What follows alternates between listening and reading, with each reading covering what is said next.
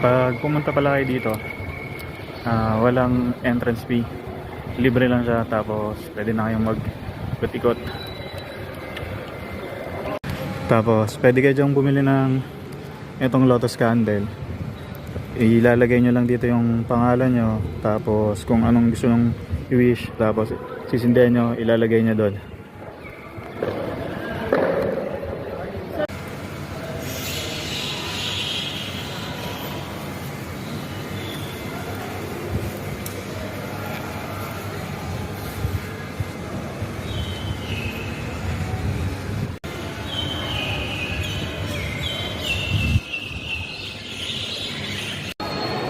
Ito pala yung taas pala na parte ng kuweba to.